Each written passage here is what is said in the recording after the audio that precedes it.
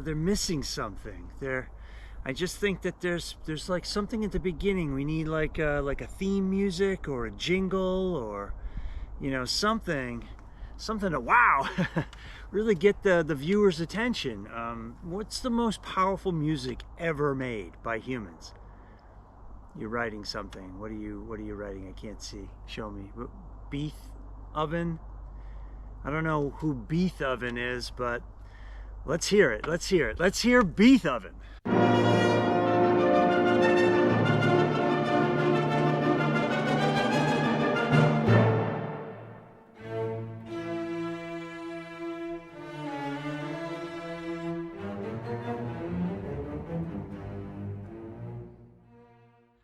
Wasps in the genus Tachytes are found on all continents.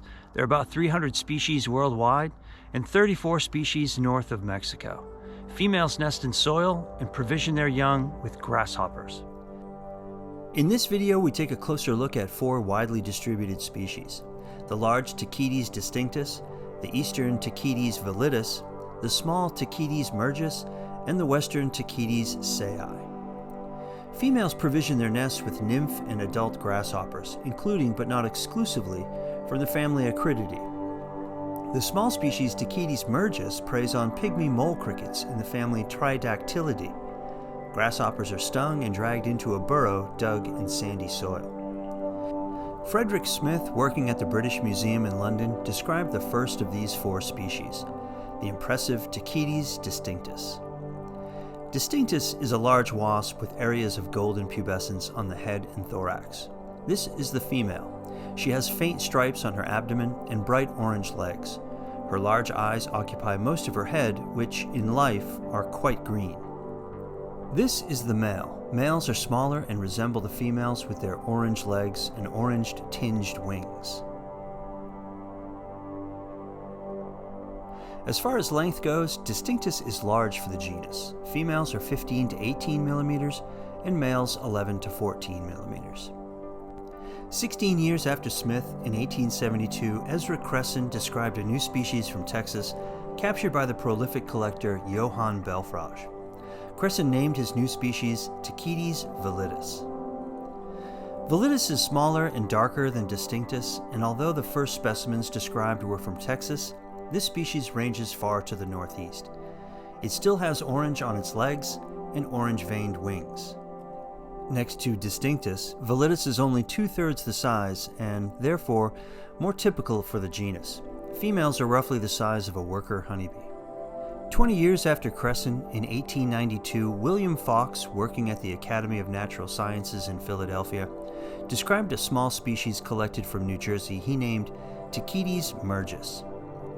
Tachytes mergus is noticeably smaller than the first 2 species. Females are known to actually dig out pygmy mole crickets to provision their nests. Males resemble the females closely. Males have more extensive pubescence on the inner margin of the eye. As far as length goes, mergus is small. This female is 9 millimeters and the male is about 10 millimeters. They are smaller than a worker honeybee and only half the size of Distinctus. 50 years after Fox, in 1942, Nathan Banks, working at the U.S. Department of Agriculture, published Notes on the United States species of Tachytes.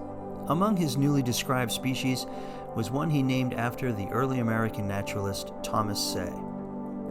Tachytes sayi sports a common Tachytes look, dark head and thorax and an amber abdomen. Its legs are darker than in Distinctus, but its wings are similarly orange-veined. Males resemble the females for the most part. Males of some species have been observed to stake out territories and defend them from rival males. They alight on a vantage point in a behavior called hilltopping. As far as length goes, sayi is typical for the genus. Females are 12 to 14 millimeters, and males are about 10 to 12 millimeters. 52 years after Nathan Banks, in 1994, Richard Bohart at the University of California, Davis, published a key to 35 species. The key combines males and females together and describes differences between genders within couplet. Before diving into Bohart's key, make sure you have Tachytes in the first place. Tachytes species have long curved ocellar scars, like question marks. Similar genera, like Tachytes, have oval-shaped ocellar scars.